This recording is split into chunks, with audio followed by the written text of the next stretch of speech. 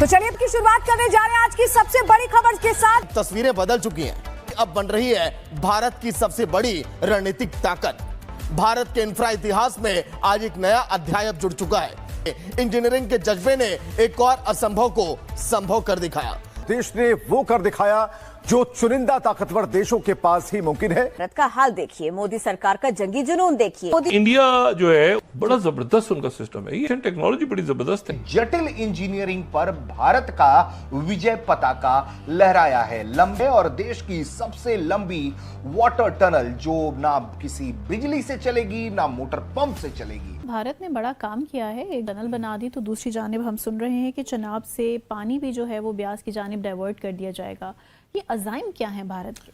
भारत को अप्रिशिएट तो करना पड़ता है। हमारी दुश्मनी सही, लाख अदावतें सही, लेकिन अप्रिशिएट तो करना पड़ता है कि बड़ा क्लैरिटी के साथ आगे बढ़ रहे हैं।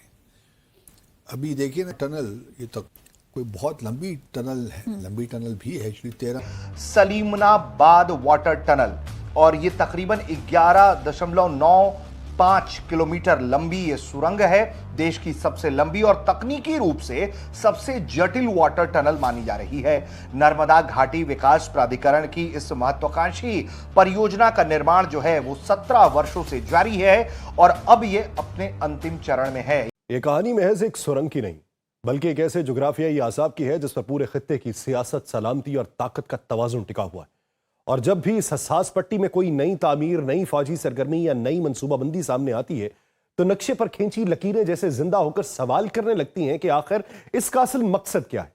यही सवाल इस वक्त भी उठ रहा है। सुरंग बनाने का मंसूबा मंजर-ए-आम पे आया, एक ऐसा मंसूबा जिसे सरकारी जुबान में तरक्की, राब्ताकारी और सहूलत का नाम दिया जा रहा है, मगर खित्ते के मुबस्सरीन इसे महज इंफ्रास्ट्रक्चर नहीं बल्कि खामोश स्ट्रेटेजिक चाल समझ रहे हैं।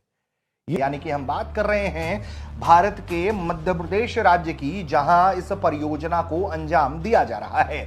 सुरंग के निर्माण की बात अगर पहले करें, जो तस्वीरों में हम दिखा रहे हैं वो लगभग पूरा कर लिया गया है और अब केवल आखिरी के कुछ काम बचे हुए हैं। अब जो जानकार हैं वो बताते हैं कि परियोजना का 96.66% भौतिक कार्य जो है वो पूरा कर दिया गया है। ये तकरीबन $1 बिलियन का प्रोजेक्ट है, जिसके साथ एक मेरा ख्याल है एक और टनल जो है और बहुत ज्यादा ब्रिजेस जो हैं। और अब ये चीज आप देखें, जस्ट इसको अंडरस्टैंड करें दैट द इंडियन एस्टैब्लिशमेंट और the Indian government is so much interested को किस तरह इंगेज करके रखना है। कभी वो वहां पे टूरिज्म की चीजें लेके जाते हैं। या कमाल है, सीधी सादी बात है, बड़ा आसान है, इसको बंद कर दें आप। मुश्किल है इन कंपैरिजन। ये तो सिर्फ 16 माइल है कि ये जो कॉन्फ्लिक्ट है ये अब बदल गया है। ये जो हो रहा है it is not the old war. सोचिए क्या हो रहा है अब इधर।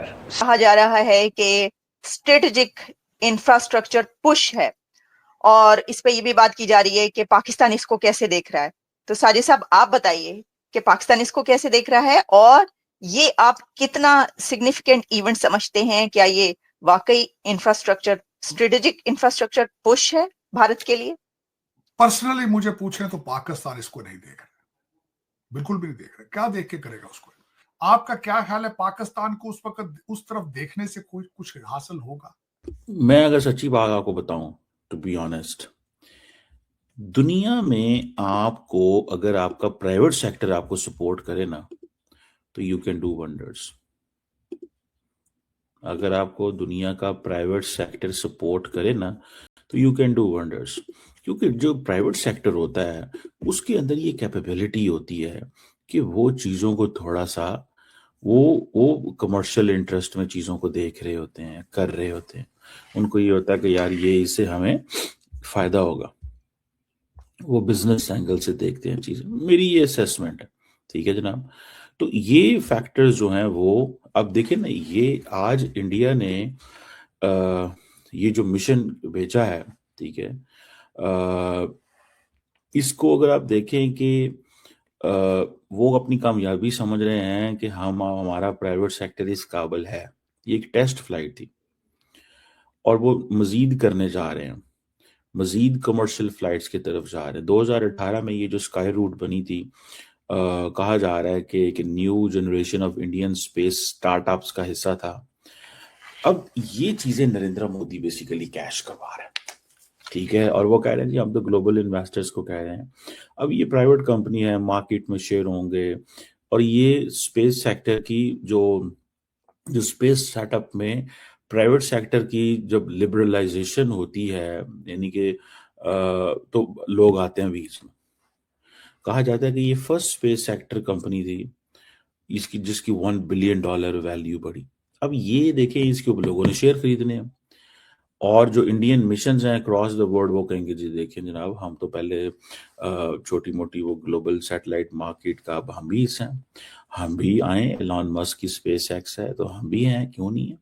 यूरोप और एशिया जो है वो सारी डोमेस्टिक लॉन्च कंपनीज को वो कर रहे हैं। असल में मसला क्या है, अब मसला ये है कि क्या उसको बोलते हैं, ये सारा काम जो है वो उनको करना पड़ रहा है, ठीक है, और वो करना इसलिए पड़ रहा है कि कहीं ना कहीं पे, कहीं ना कहीं के ऊपर जो मैं देखता हूँ, ठीक है, कहीं ना कहीं के ऊपर they do believe in this one thing, वो एक चीज पे जरूर बिलीव करते हैं। वो ये कहते हैं कि आप अपना काम बगैर प्राइवेट सेक्टर के कर ही नहीं सकते।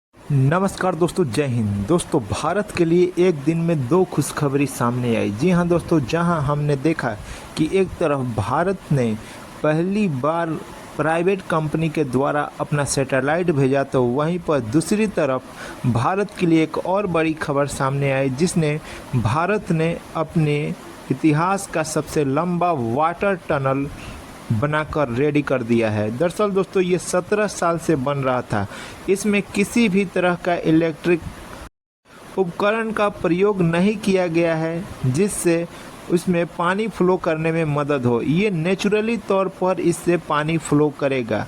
आप समझ सकते हैं कि इसे किस तरह से डिजाइन किया गया है कि बिना किसी सहायता से इसमें भरपूर मात्रा में इससे पानी फ्लो करेगा। और ये देखने के बाद ऐसी टेक्नोलॉजी सिर्फ भारत ही नेचुरल तरीके से बना सकता है। दोस्तों, वीडियो को लाइक करें, शेयर करें और इस चैनल को जरूर सब्सक्राइब करें। उसके बगैर कर ही नहीं सकते, सिंपल सी बात है।